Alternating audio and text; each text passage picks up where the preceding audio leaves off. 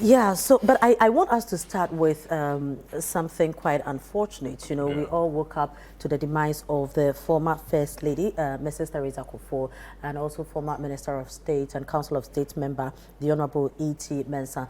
I don't know if you gentlemen would want to touch briefly on this before we move on to other areas. Larry. Yeah, thank you, first of all. I think that it's quite a sad situation. These are, let's say, colossus of, I mean, the country, or the public space. Let me put it that way. First of all, the former First Lady, she, after the advent of Nana Konde-Du, quite a vibrant, PNDC, and then 31st NDC, December. 31st December, she was out there. And so after she left, and then President Kufuor took over, and she became the First Lady, people were expecting that sort of vibrancy, or if not, more of that. But she wasn't, that kind of, maybe because of her age.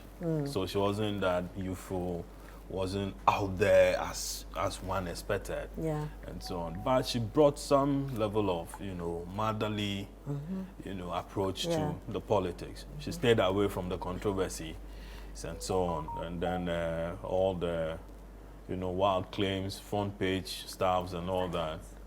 So she really gave the role a different meaning, as I said. One thing that I was fascinated about was that even when she became First Lady, she was still attending mass. I hear she was in the choir or so. She could go to for choir practice and then sing every now and then. Very active member of the Catholic Church. I hear initially President Kufuor was an Anglican, but then she managed to persuade the man to become a Catholic. Anglican and Catholic, they are cousins. Yeah, they're actually brothers and sisters in the Lord. Yeah, so, the only difference, one can marry, one can marry. Well, yeah. It was actually marriage that separated them. So you can. It's quite sad. That, but she was advanced in age, 88. Over time, she looked very frail. I hear she was older than President Kufuor. Yeah, a little bit. How many years? 4 or 5? Yeah, I mean, I think she's a believer of age is just a number. Okay. So it's sad. I think the country will miss her. Will miss her demeanor. With E.T. Washe, I mean, big guy. E.T. defined PNDC, Jerry Rawlins's PNDC. I mean, the kind of things he brought to the sports, to youth and sports. And E.T., anyway, he was a friend. Okay. Yeah, E.T. was a friend. I mean, very outgoing character, very controversial if he has to be, controversial. His tenure really defined Ghana football. Yeah. Okay, both domestically and then internationally. And during his tenure, Ghana won a lot of this under 17, cups and all that. And we thought that we could have made so much going to the World Cup. We had good teams during his tenure, but unfortunately, we couldn't do much. Again, I think the politics of this country will miss him. His family will miss him as well, and friends will also miss him. May their souls rest in perfect peace. Amen. Elvis? Yeah. We've lost two of these great personalities. Yeah, it's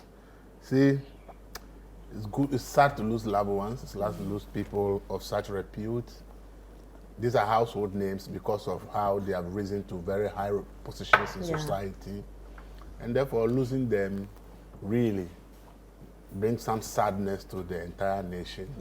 It's a sad spectacle to lose people. No matter the age, we still want them to be with us. We don't really want to lose people irrespective of their age. So losing people of such public figure stature is so sad. Mrs. Kufuor, if you look at her, really one of the, I think the first lady that was like the quiet person. Nadu is quiet, but I think Kufuor's wife was more quiet than Nadu. It's like the most silent first lady, even though she had a foundation and was doing things, hardly will you see any publication about what her foundation was doing as a first lady. She believed in going to do the thing, but really you hardly will see any publication about that her foundation had done this here. Like, so really we didn't, because we did, those things were not much publicized, we didn't really feel her presence in terms of the way we see Mother and Child Foundation. Yes. We didn't really feel like the way others are publishing it after her. You see how others, but and it became something like a big opposite of Nana Konedu.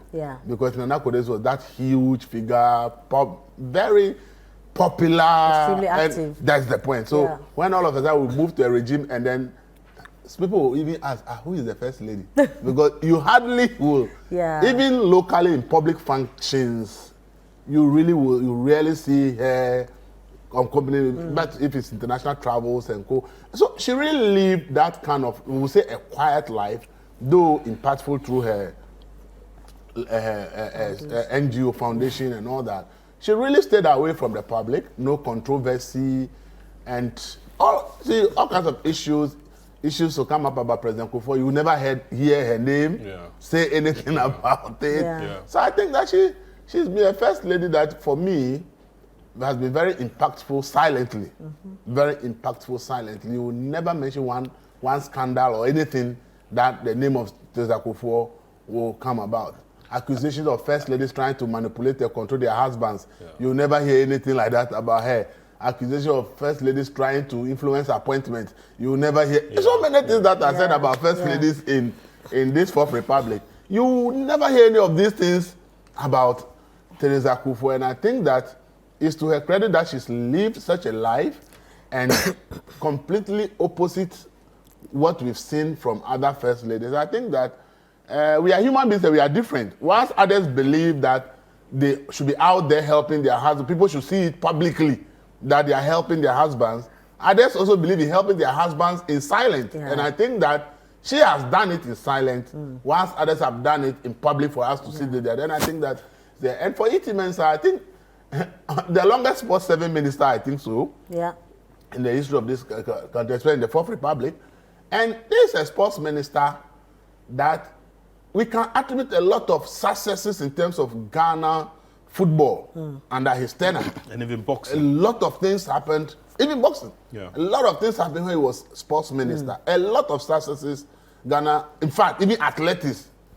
When Iti Mensah was sports minister, Ghana can say that a lot of the achievements we can point to in this Fourth Republic in sports really happened under the tenure of Iti Mensah. Remember Barcelona?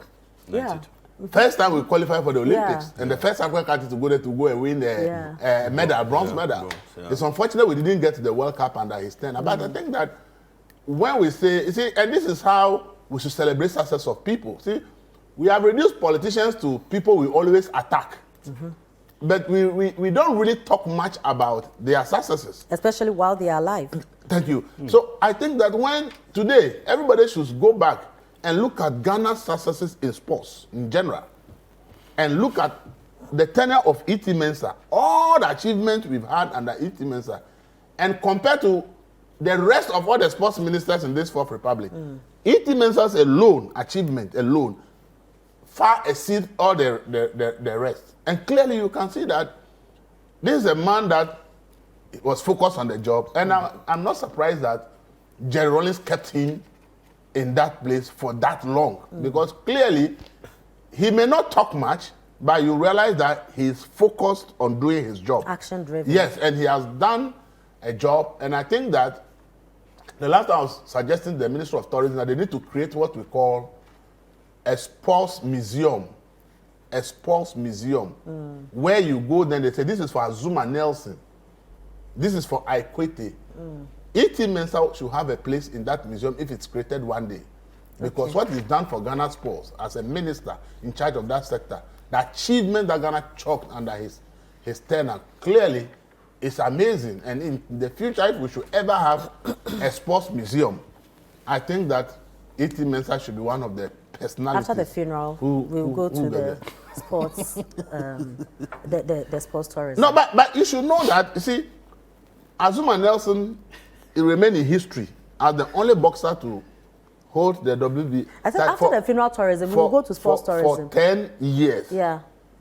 Anybody in the world who loves boxing will travel to Ghana if you hear that there's a sports museum and there's a whole dedication of a building to Azuma Nelson. I agree with There's you. no doubt. See, we are looking at tourism more about natural attractions.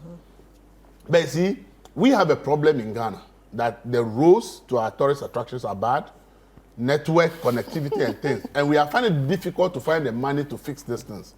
But if we can put up things like this, okay, in places like cities, look, the numbers that will flock here just to come and see Azuma Nelson, because see, Azuma stopped boxing before some people who are sports pundits today were born.